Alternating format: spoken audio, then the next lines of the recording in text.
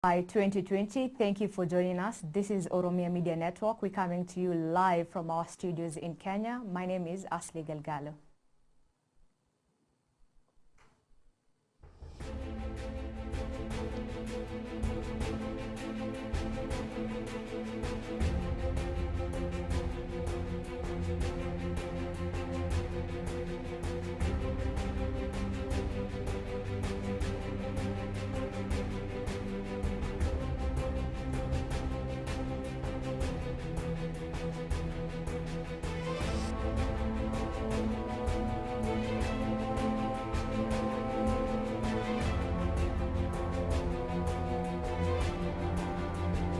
This is a special production in the memory of Hacaaluu Hundeessa, who was killed Monday last week. Hacaaluu was a prominent Oromo artist and activist who played a key role in the 2015-2018 Oromo protest that led to the resignation of the then Prime Minister Haile Mariam Desalegn and appointment of the current Prime Minister Abiy Ahmed. There's a lot of misinformation coming in due to the internet shutdown, but the big question remains: who killed Hacaaluu and why?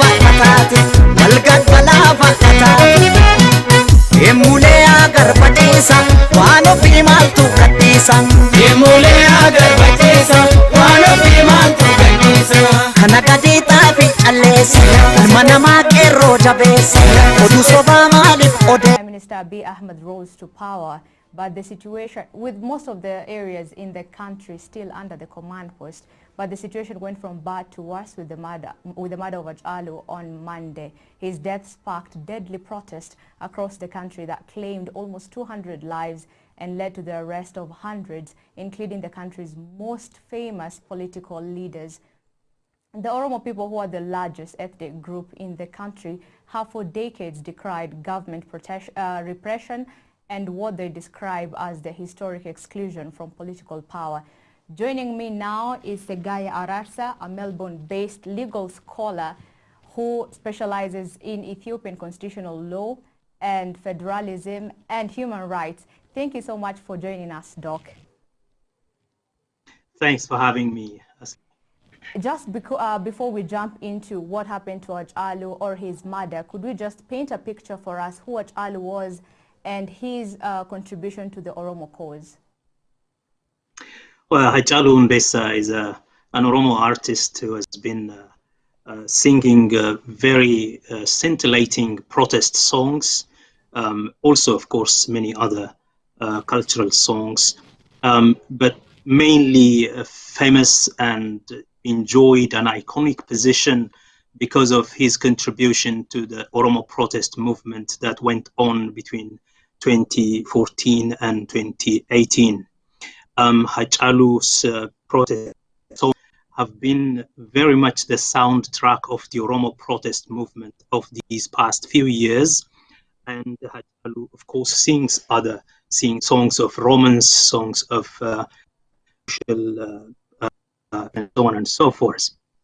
For us, he became the symbol of the Oromo protest movement, the representative, the cultural representative of the Qeerroo and Qarree Oromo, which are the young men and women who have been very much part of this protest movement in the past few years. And Hachalu, of course, is a cultural icon because he is the embodiment of the traditional songs, the folklores, the sayings, the proverbs, and Oromo wisdom, especially the Oromo of the central region of Oromia, where he is born and where he is raised as an Oromo from Ginchi, from Ambo.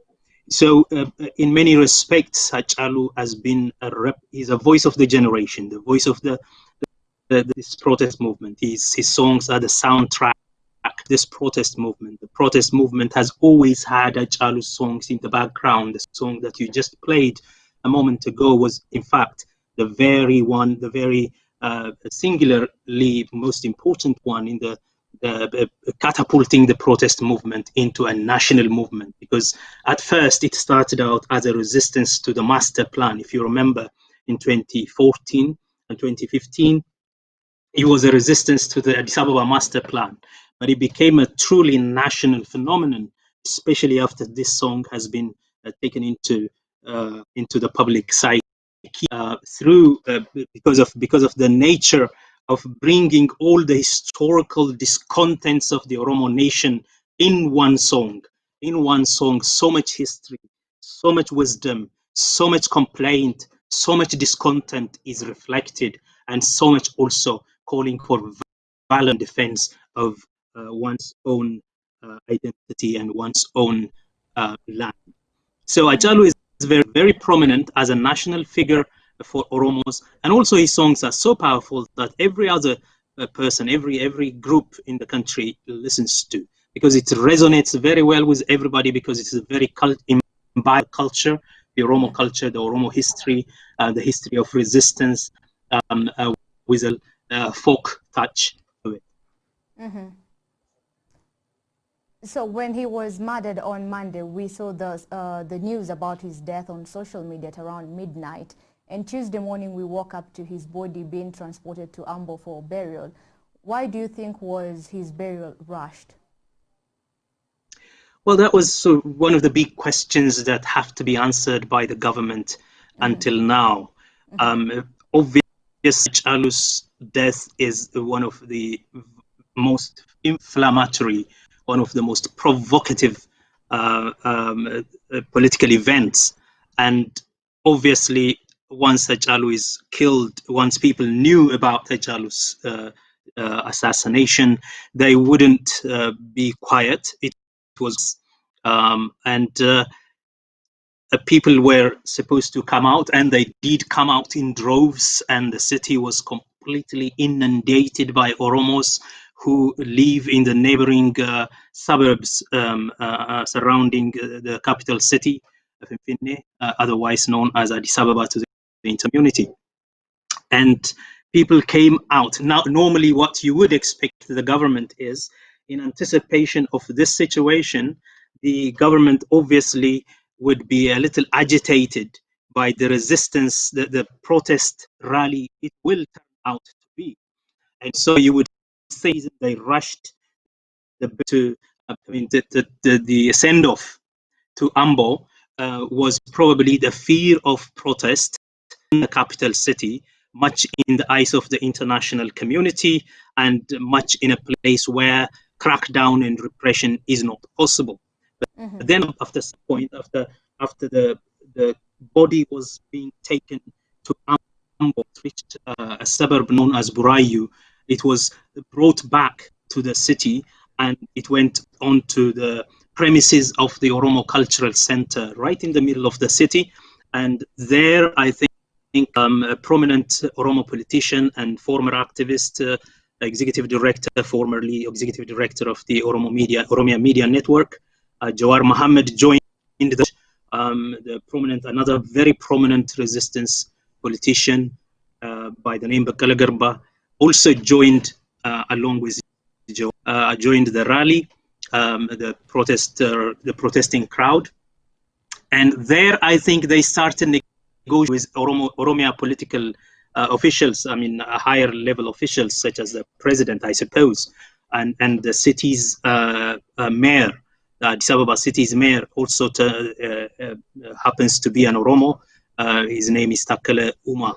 And I think negotiations started in this process, and Jawar was invited to the premises through a VIP route, and the discussion, I suppose, how to deal with the burial and the send-off.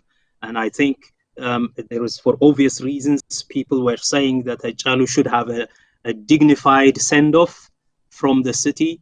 And of course, the final place of burial will be something to be determined by the family. And obviously, the family prefer to have where he is. But I think in the midst of the negotiation, the government decided to arrest Bakarba and Jawar Mohammed, and that further inflamed the situation. And Hachalu's send-off then became a matter of political wrangling. So then the government back airlifted it through a helicopter and took it to a suburb close to Ambo, which is Sankele, and then from there by on a car they took the body back to the family's place of residence. And that was the whole process. And in this process, a lot of violence happened from the part of the state. And then a discussion started as to who is responsible and why, and so on, and so sorts of speculation started. Just to talk about the contention of Hachalu's burial place, the family says they wanted him to be buried in Ambo, but then again the body was being taken from places, like you said, from Burayu to the cultural center, again to the city, again to Ambo. Why do you think it was important for Hachalu to be buried in Addis Ababa? Because that is what people wanted, that is what people were advocating for on social media. The reason people wanted Hachalu's body to rest in Addis Ababa was because he, as I said, as the key cultural icon who was behind the protest movement in relation to the expansion of the master plan, the administrative expansion of the jurisdiction of the city's government to Oromia, because he was the one who resisted in many ways this. He is historically related to Finfinne because he insists that this is an Oromo city, this is a Tulama city, this is taken over illegally and illegitimately about 150 years ago from Oromo people. And this, he says, perspective of the fact that the people who are residing in the city at the moment are largely non-Oromos, the land actually belongs to Oromia. And because on this land, Oromos are increasingly being abused, according to Hachalu and many of the Oromo protest movement leaders, because Oromos are unjustly pushed out of that city over the years since the time of colonial occupation. This is the place where we restore our sovereignty. This is Hanur Oromia. This is the native political point of gravity for Oromo autonomy and independence and self-rule.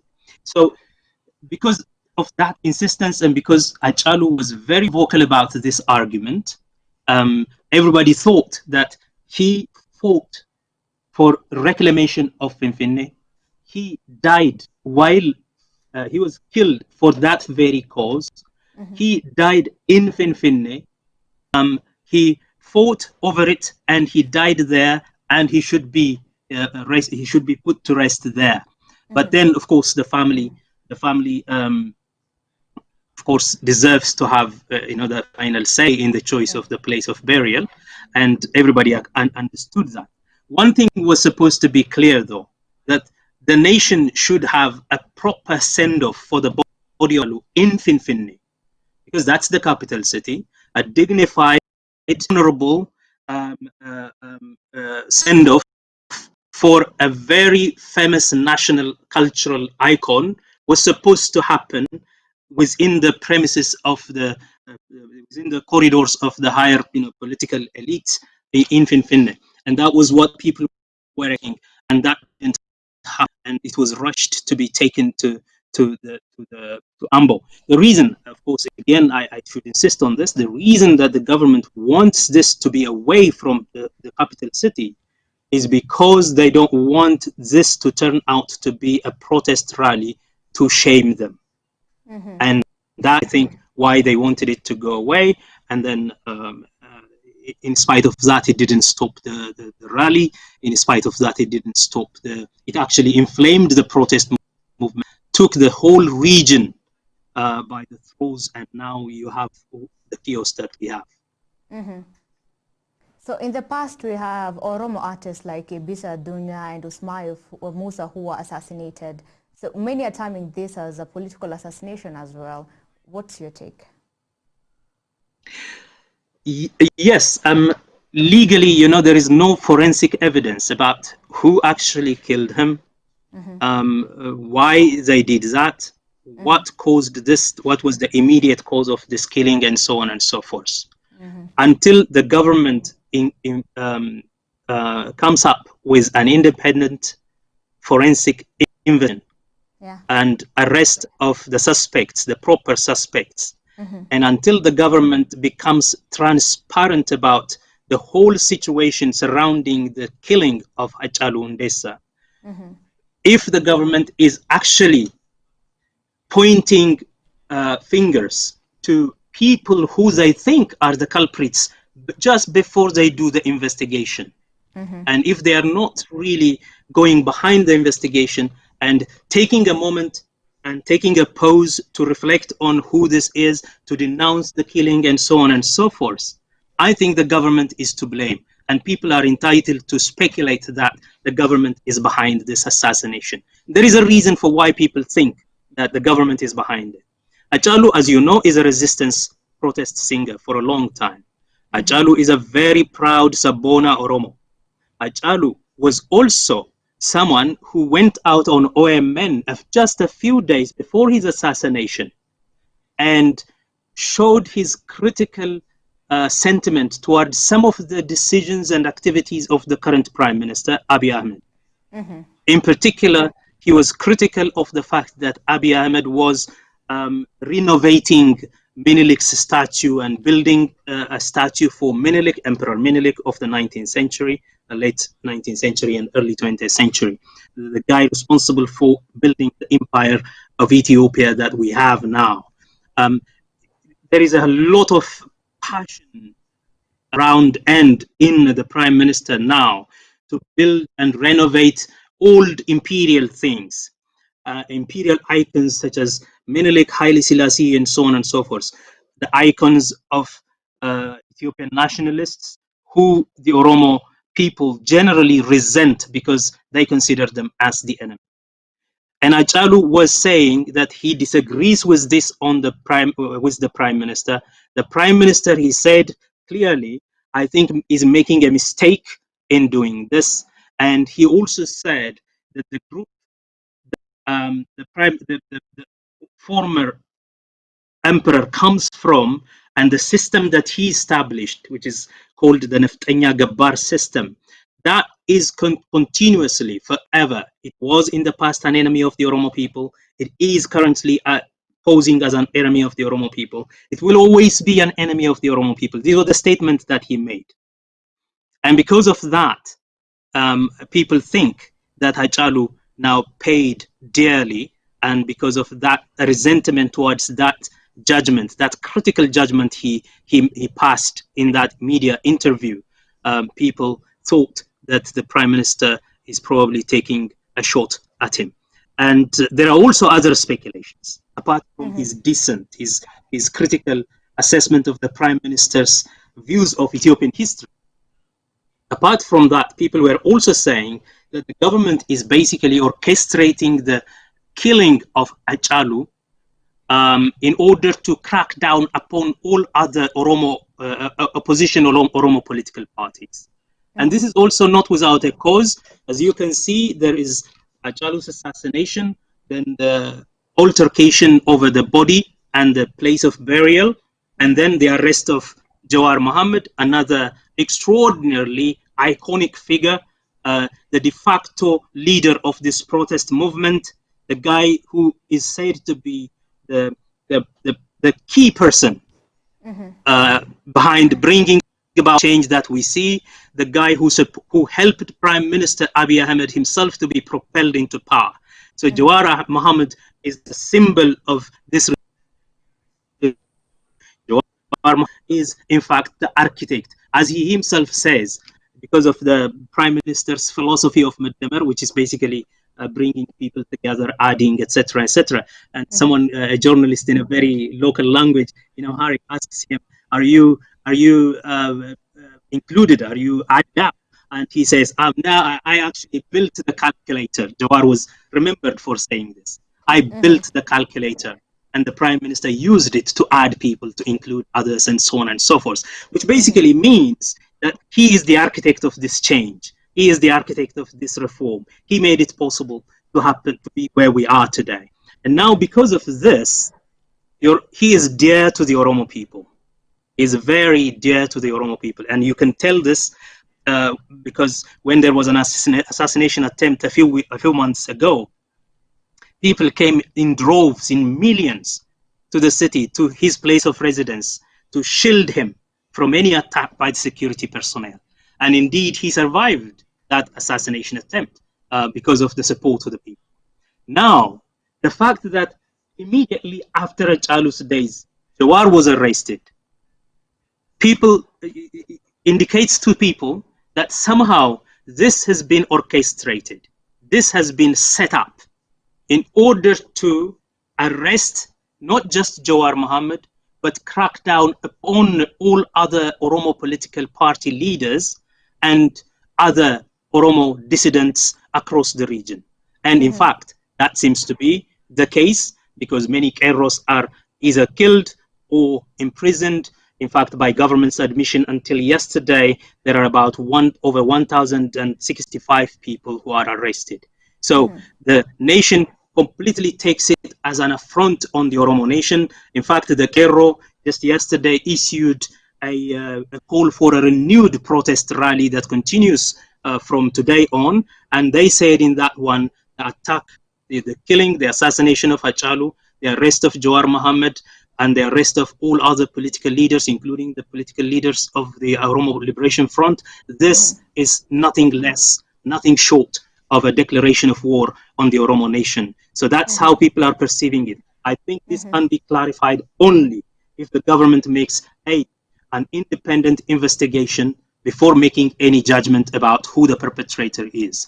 B, release all the people they have arrested and imprisoned, especially the key political figures who, before the investigation, as prejudged to be the perpetrators of this thing, which is very unseemly, really. Jawar being implicated in the assassination of Hacaaluu Hundeessa, that's simply, it's an absolutely bogus kind of claim. So when you look at these things, there is every reason for everyone to speculate or even to go further and make a judgment. The Prime Minister or his regime or his security personnel are responsible for the killing of Hacaaluu Hundeessa. I think the government has a case to handle, an issue to resolve, an issue to clarify, and I think they should do that first by normalizing situations, by releasing the political leaders they have arrested, and by suspending their judgment about, they have to stop finger pointing to they said at the very start, the Prime Minister himself, the president of the Oromia region, Shimelis Abdisa, the mayor of the capital city, all of them said there are, it is now almost a mantra for the entire political establishment. They are saying Egypt is behind this, OLF, Oromo Liberation Front, is behind this, TPLF, the Tigrayan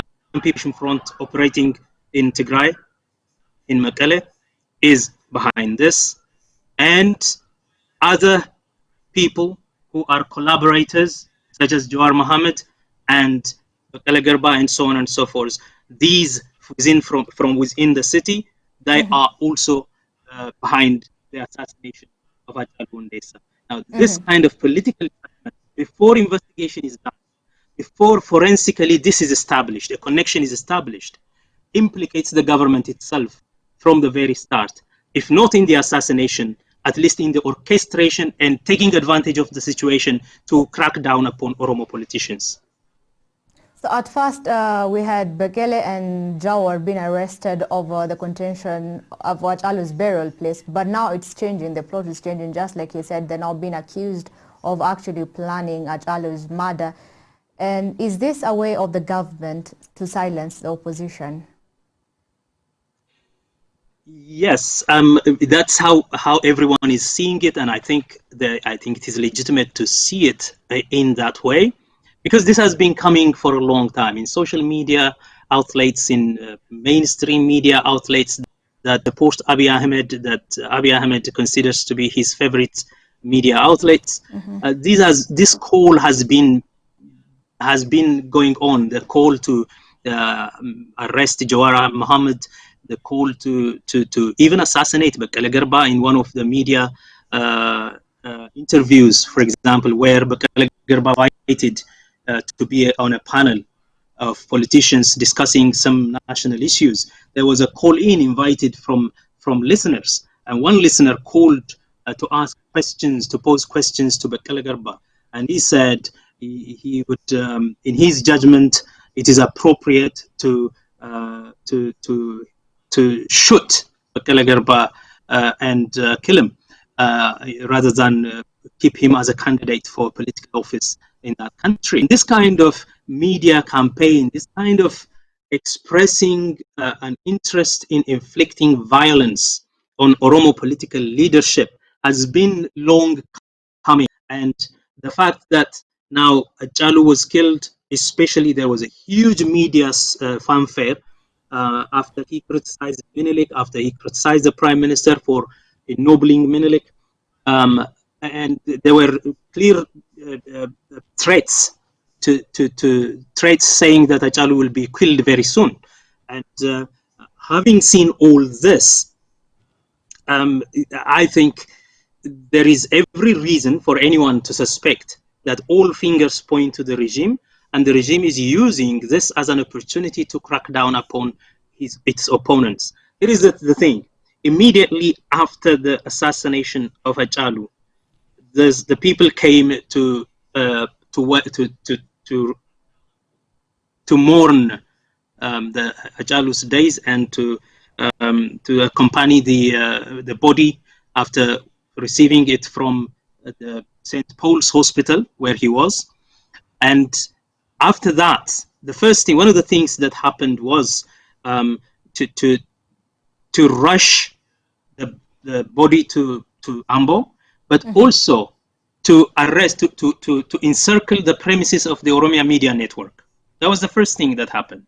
So the people working within the premises of the Oromia Media Network, were arrested, except one security person that was left there. And then the premises of the Jawar's residence was encircled by the security officials. And then there was only one security personnel that was left there as well. And then came the arrest of Jawar and Bekele themselves. That's okay. And then came, on the next day, the key political leaders of Oromo Liberation Front were arrested, except the chairman. All the others are now arrested. And then some key personalities such as Chaltu. This is a person who has been in prison for 12 years, and it was this protest movement, the culmination of this protest movement in freedom in the end, that led to her release through amnesty a few years ago. And she also is again arrested. And a number of other people have been arrested. And when you consider these things, I think it is legitimate to say that the government is exploiting the situation. Whether it is the government behind the assassination of Hachalu or not is another matter, but the government is exploiting the situation to crack down upon opposition political parties, including the ones that operate in Oromia, primarily the ones that operate in Oromia. So when Abiy first came to power, it was seen as a culmination of the struggle, and many hoped for a transition to democracy. People who are in exile actually returned home in the hope of building the country, and Abiy promised national reconciliation process and even released political prisoners. So was the question the Oromos were asking answered by Abiy? If not, what went wrong? Yes, there was a lot of hope in the air when Abiy came into power because of many reasons. Because it was the Oromo protest movement that crippled the government and forced the regime to look inside, to look to itself, and to say, what can we do to get out of this hole that we have pushed ourselves into? And that process started an internal dialogue within the party, the ruling party of the time, the Ethiopian People's Revolutionary Democratic Front, EPRDF, which is in itself a coalition of four national parties, mainly the TPLF, the Tigrayan People's Liberation Front, the ANDM, Amhara National Democratic Movement, OPDO, Oromo People's Democratic Organization, and the Southern Nations Nationalities and People's Democratic Movement, Southern Ethiopian Democratic Organization. Now, these four parties have been a coalition that at its core has TPLF as the beginner of this dispensation that started in 1991. And for a long time, as you know, Prime Minister Meles from TPLF was ruling. After that, his replacement was from SPEDM, which is the southern region. Haile Mariam Desalegn comes from a Walaita ethnic group. And then this crisis came, the Oromo protest, the crisis that was brought about because of the Oromo protest movement. Now, when that happened, the EPRDF said, we need to change. We need to change, we need to listen to the people. We need to respond to the demands of the legitimate constitutional demands of the Oromo people and the other people as well in the country. And one of the things they said is that we need to change leadership, in part because Haile Mariam Desalegn resigned. And when at the end of 2017, Haile Mariam resigned, there was a lot of joking for the power position, for the prime ministerial position. And so after a series of meetings and internal evaluations, they ended up electing the OPDO's leader to be the leader, the chairman of the EPRDF coalition, which at that time happened to be Abiy Ahmed. So because he as the Oromo People's Democratic Organization's leader became the chairman of the EPRDF, official becomes then a prime minister. So that was the process. Now, one of the reasons why the Oromos had a lot of hope in getting their demands answered, apart from having a democratic transition in that country, was because the regime itself considered that this is the time that we make a concession to the Oromos. Unless we make a concession to the Oromos and we give power to the Oromo wing of EPRDF, the popular protest will not calm down. So that was the calculation from the regime's perspective. And from the people's perspective, it wasn't Abiy that actually raised the Oromo people. Abiy wasn't that much known among the Oromo. It was Lamma Magarsa, who was then the president of the Oromia regional state, who actually came out bold, said, listen to the people. We are going to address the questions, the legitimate demands of the people.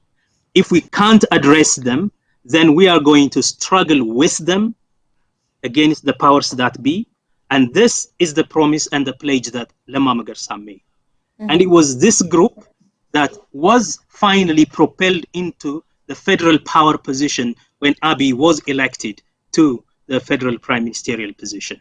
Now that this Oromo party, a person coming from the Oromo party, assumes leadership in the EPRDF and becomes a prime minister, the people were calmed down by Lamma Magarsa's speech and pledge.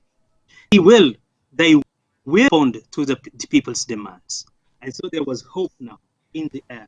Now that an Oromo prime minister coming from an Oromo nationalist party is going to presiding the nation, then our questions will be answered. And people calmed down. People went into a celebratory mood. And Hachalu himself was one of the people who celebrated Abiy, celebrated Lamma. And everybody thought that now is the time when all our demands are legitimately going to be made. In fact, the Oromos became a little too patient with Abiy because he had other opponents and they didn't want to press him hard, because to give him away to other opponents, that to push him aside. And the Oromo people said, this is Gurba Kenya, okay? Tasgabidan wal Agetidan. We have to listen to each other and we have to really be patient, etc. And we have to be gentle with him and so on and so forth. People were a little too patient. What went wrong there? Soon after Abiy became prime minister, immediately, in fact, on assuming power, and on the very day of inauguration, his rhetoric changed. The rhetoric of Abiy Ahmed was not one that Oromos like, was in fact one that wounds Oromos, that vexes old wounds of Oromos. One of the things he talked about was the return to the glory of the past. And he started out by eulogizing old emperors, Emperor Menelik Haile Selassie, and even Mengistu Haile Mariam, President Mengistu Haile Mariam from the recent years, and started to have some suspicion. But that's not the problem. That wasn't the problem. And people thought, yeah, he can do that because you know, he's an Ethiopian prime minister. He has to have his way with all other constituents. So people didn't mind much about whatever he says about the national leaders. But the real problem started to show when he actually, in his decisions and statements, seemed to be attacking the Oromo nation, Oromo nationalism, Oromia regional states autonomy. For example, the real turn of tide started when Lemma was removed from the presidency of Oromia National Regional State. The real turn of events started when the deputy president, Taiba, was removed from Oromia National Regional State. And when someone who is very much in support, very loyal to Abiy Ahmed, was put in their place unconstitutionally, without being elected in the Chafe Oromia, and without the constitutional process taking a sway. Because of that, he was just handpicked and appointed. And when Lemma Magarsa was pushed away from national dialogue, national decision-making process, when Abiy, whatever he does, whatever he says, whatever statements he makes against Oromo nationalism, where people started to suspect that he is against this federal system, multinational federal system. People realized or sensed that he is against the right of self-determination of nations. People felt that he is against the self-rule aspect of Oromos, the self-rule aspect of the federation, the federal system in the country. And Oromos felt like their space is being invaded and their self-rule, their autonomy is being jeopardized because of Abiy operating at the national level.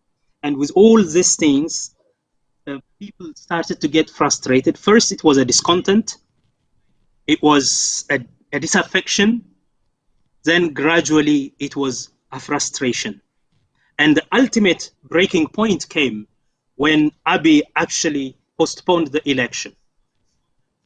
When Abiy postponed the election, the reason was already the frustration people had, they thought, would be resolved through the election. Because come election in June, come election in September, we will have our own chosen group of politicians into office. And when they go into office, they will be handling our interests. They will be responding to our demands properly. And so they were saying, all right, Abiy is not for us, but we will wait until the election. And they have pegged all their hopes, all their views, their interests on the election. And then suddenly there was no election. People's frustration expanded. Now, so on this the election election bit, do you think the postponement of the election is related to what is currently unfolding in the country? Because I remember the opposition said there would be no legal government after October. Yeah, there is that connection too, because Jawara Mohammed was outspoken about this, and he was saying after the end of September, there will not be any legal government in Ethiopia, and that's a very dangerous situation. And he's been advising the prime minister to somehow, at least, if not able to conduct the election, at least negotiate with all opposition political parties about how and when the election is going to be done. Jawar's resentment of the prime minister's decision was not that he postponed the election, but that he postponed the election unilaterally without consulting and including the views of the opposition party leaders. Now, in my view, constitutionally speaking, election cannot be postponed and power cannot be extended. Term of tenure cannot be extended according to the constitution without any electoral mandate with which you can renew your term of office. And Jawar wasn't even going that far.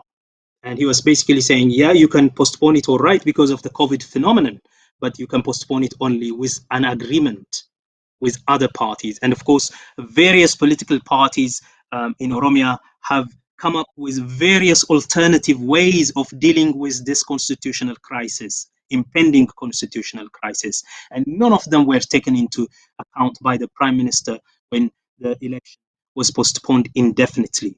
And this actually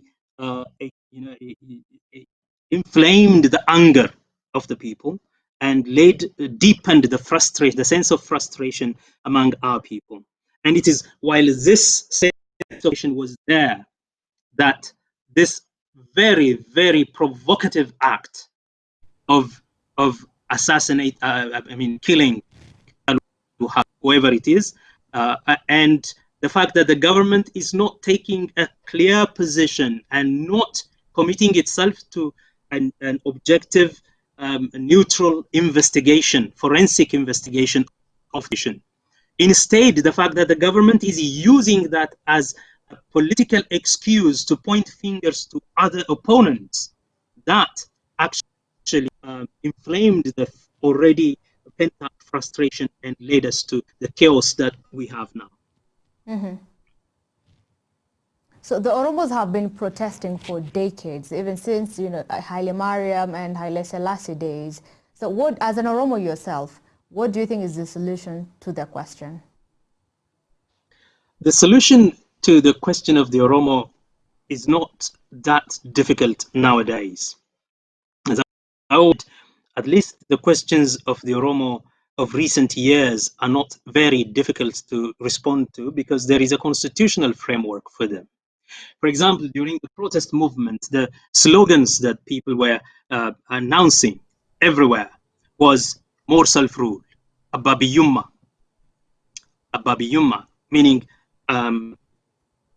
having the say and the decision about the administration of our region, the usage of our resources, the decision on our cultural identity matters, decision on our language, decision on our culture, decision on our education, on our values, and so on and so forth. This is partly an issue of cultural self-determination. Mm-hmm. Now, if you wrap up all these things into one, it comes down to self-determination. And the principle of self-determination in Ethiopia today, since 1991, is not just a right of every nation, according to Article 39. It is an organizing principle, the very principle on which then was established and set. And because of this, whatever the Oromos were asking in recent years, Ababiyumma, self-rule, self-determination, was already constitutionally enshrined. The protest movement was basically implement the constitution, will be fine. And it wasn't that difficult. So our hope was there is a constitutional frame, political self-determination, economic sovereignty over economic resources, cultural self-determination, self-determination over identity, language, culture, and history, one's narratives, one's right to history. Mm-hmm. All these things are provided for under Article 1, 2, 3. Now, what has happened in recent years is there is this tendency, this sense of antipathy on the part of Abiy Ahmed towards that clause, that constitutional clause. There is a group that supports him who always say, unless this decision is amended, unless it is deleted from the constitution, this country would continue to be destabilized. And Oromos hung on that provision. They hung on that provision. They want more of self-determination than less. And other groups, especially the oriented political parties from the Amhara elite, want that provision to be thrown out, that part of the constitution be repealed, that the federation the federal arrangement is reworked, recast, that politics on the basis of national identity, politics on the basis of the principle of self-determination should be jettisoned. And in fact, some of them have come out and said that the Prime Minister is going to outlaw doing politics on the basis of national self-determination and so on and so forth. And because of this, Oromos started to really feel threatened. What we sacrificed a lot for was self-determination, was self-rule, more self-determination, more constitutional self-rule, not less. And what we are having, even in the very person of Abiy Ahmed, is a threat to that, a threat to undo the existing self-determination frame in the constitution. This is the reason why people were so frustrated. So is there a solution? Yes, easy solutions. What were people asking? What were people demanding? What were people dying for ages? People were basically asking self-rule. Second, our cultural dignity must be respected in that country. Our identity should not be a matter of security. It shouldn't be securitized. It shouldn't be a matter subject to be seen as a threat to national security, nation building, to the integrity of Ethiopia, etc., etc. We're not a threat. Our identity is who we are, and Ethiopia should accommodate us as we are. And our identity shouldn't be a security threat. So the second thing they were asking was linguistic justice. In the country of the ethnic groups, having only one language as a federal working language is not fair. In fact, about 40% of that country's population is Oromo. And this generation of Oromos do not speak Amharic because they were raised on Oromo language. They went to school using the Oromo language and they studied everything in Afan Oromo. And this generation of Oromos, when they go into the federal institutions, they feel dysfunctional. They feel left out. They don't feel communicating well. And in fact, the job opportunities are getting, jobs have become minimal for them. And because of this, the federal government should be opening up to more languages, including the language of the majority ethnic group in that country, which is Oromo. And there is no logic in picking one language in the past, and that logic has to be rethought, is one of the demands of Oromo people. And this can be easily made according to within the federal framework that we have at this point in time in the country. The third question that Oromos were raising many times was the right to their own city, the right to the city of Addis Ababa. Addis Ababa is the capital of Oromia. It's the capital of the country.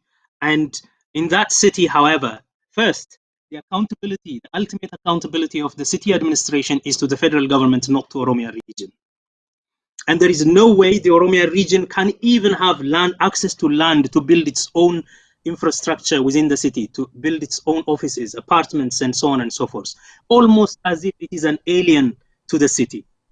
And this has been very much resented for many years by the establishment itself. The Oromos within the establishment, in the government.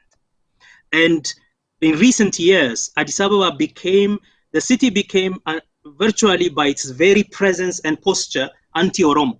The reason is it is extending its jurisdiction over the territory of Oromia, and yet whatever land it claims for investment, for settlement, for various building, for various social facilities, it actually displaces Oromos from there, and yet it doesn't recognize that area as an Oromo area. And so it was a gradual process of displacement, and people resented that. And Oromos have said, we have a right to this city. In fact, we have the more natural right to this city than anybody else in the country. This is our land. This is our capital city. But this is the city in which we are the most alienated, and we don't want that. Apart from that, there is a constitutional clause in the country's constitution, which says that while it is the cap of the federal government, the interests of Oromia region shall be, the special interests, it says, the special interests of Oromia region shall be respected. During the protest movement, the Kerre and the Kerro Oromo were fighting for respect the implementation of that national interest recognized by the constitution, and that wasn't made. And the hope was that by just implementing federalism, constitutional self-determination and self-rule, by allowing the people to have the right to their city and respecting their special interest in the city, by having a linguistic justice, i.e. by having the Afan Oromo as one of the federal working languages of the government. Through this, at least some of the aspirations of the Oromo people shall be met. And this way, you can stabilize at least Oromia. And the rest will be something that all other political parties, I mean, Oromo political parties are many, and they can, talk about, they can have their own programs about. It will be a matter of policy issues. But on a fundamental national issue, these are the ones, and these can be answered, these can be responded to through constitutional means. Unfortunately, however, the regime in power, Abiy Ahmed's power, has an antipathy to the constitution, antipathy to Oromo nationalism, antipathy to the self-determination clause of the constitution. And he always allies himself with Amhara elite, who basically say, tear away this constitution and forget self-determination because it is a danger to the national integrity of the country, and change this federal setup and remove the national aspect of the units, the regional units. And that is, I think, a very bad calculation, bad choice that the Prime Minister has made, and that led to the virtual disowning. He is disowned in Oromia. And the fact that he is disowned in Oromia has given him a fear that he will not have support within his own base, in which case election is going to be a doomsday for him. So he won't allow any election. So in as much as he can, he has to push away the election right in front of him, and he must find some kind of excuse for extending the election and extending his power without any electoral mandate. So do we expect the situation in Ethiopia currently to get better, or what should we expect basically? From the statements of the Prime Minister after the days of Hachalu, from the statements of the President of the Oromia region in a recorded message to the send-off of Hachalu, and from the activities that we see in subsequent to that, I don't think things will get better. The reason is the government has made a judgment about the Hachalu. According to the government, the assassination is perpetrated by external forces such as Egypt, internal collaborators such as TPLF and OLF, and Jawar and Bakala.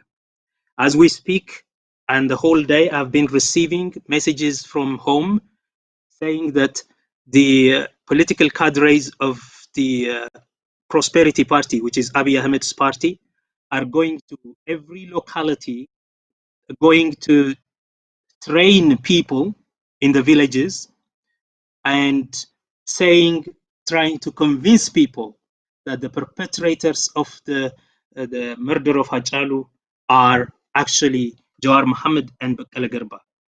And people are very much resenting this. And the government has already made a decision, a judgment about who killed him. And they have made their intention clear about whom to attribute the killing to. and about whom to punish for that, which is basically Oromo opposition political leaders and parties. And if this is going to continue, and if, as Cairo had issued a call yesterday, there is going to be a protest rally starting from today, things will get only worse. But there are ways of making things better, and that is to bring Abiy Ahmed to his mind and to look back to the constitution and to probably normalize situation by releasing Jawar and Bakala and all other political dissidents, and giving proper burial, at least a proper send-off to Hachalu, and through that calming down the population and kind of normalizing the situation. And then after that, of course, going back to the drawing board, which is the constitution, and to talk about election, to talk about what mechanisms we can do. Now, mind you, this process of extending the election itself, postponing the election itself, has created a lot of crisis. From the very start that idea came up. For example, one of the dramatic things that happened in the process is the Speaker of the House of Federation, the ultimate authority, the institution that has the ultimate power to say what the constitution is, resigned on the eve of this decision to postpone the election. That's a serious constitutional crisis. And the reason she gave was that this decision is going to be, it is decided elsewhere. The decision to postpone the election is decided elsewhere with the executive, and it is becoming here for only a rubber stamp. And she says, in my constituency, my constitution, and my conscience, I realize that this move is ushering in an undemocratic era where a power is going to be given mandate without any electoral process. And two, it's a classic, a very dramatic violation of the constitutional clause. And it is, again, it is a decision that undermines democracy. It is a decision that undermines the self-determination right of regions, because one of the things it says is that election will be postponed not just at the federal level, but also at the regional level. Now, the regions have their own constitutions, and according to their constitutions, they should have an election done. And as you know, Tigray region is now bent on doing its own election alone, separately from the federal government. And the federal government is saying that is wrong. And there is a confrontation between Tigray and the federal government at the moment. And we don't know how that works out. So if these are the kind of things that we have on the ground, there is already a crack within the regime, the political system, the constitutional system, when the Speaker of the House resigned, and saying that the process of postponing the election is illegal, unconstitutional, undemocratic, then it is very hard now to conceive that, given the way things are going, things will get better. So what one has to do is, after normalizing the situation and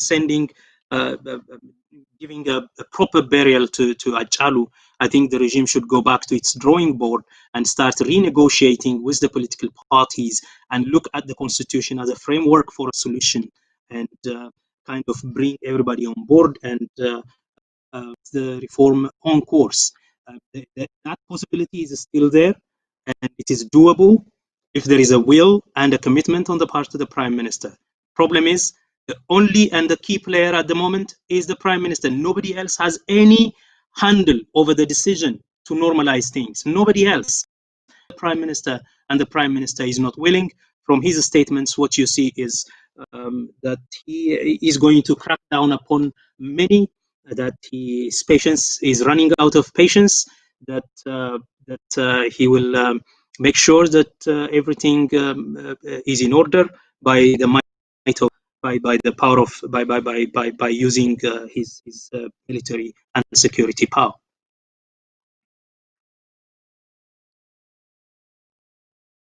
Back to you. And thank you so much for staying with OMN. That was Egaya Ararsa, who specialized in Ethiopian constitutional law, federalism, and human rights law. My name is Asli Galgalo. Keep stay tuned on OMN on our social media platforms. We will keep you updated on what is happening in the country. My name is Asli Galgalo. Do have a beautiful day.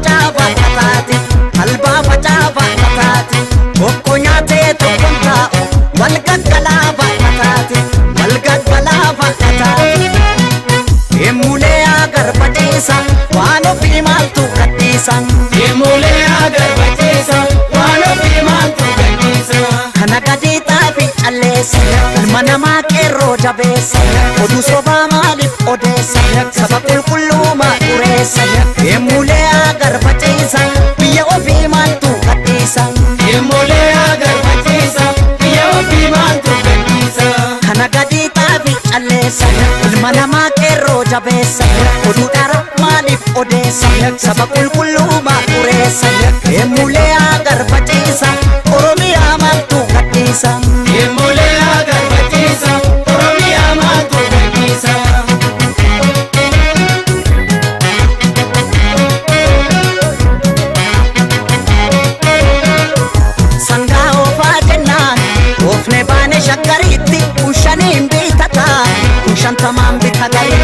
ya alama tawe ha antola labanini ya mare yodu ke jabanga labanini ya mare yodu ke jabanga ya ambo ke salola ata shankar gae matani apani sodu ilmatiram badu makani pure aga tu koso mas ilmatini pure aga tu koso mas ilmatini yandang ko nugi jimatu imimang ko turi shitato yandang ko nugi jimatu imimang ko turi shitato ambo bupa ya bana godar wala garan ya bana godar arsi gupa ya bana godar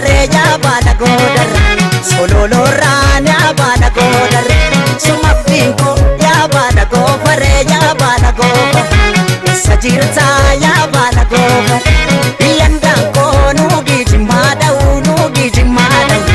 imimang ko turi shitato yandang ko nugi jimada imimang ko turi shitato ambo bupa ya bana godar jaldu bupa ya bana godar mida bupa ya bana godar inchinirana bana godar sumapinko ya bana gofa sajirta ya bana gofa te paloko ya te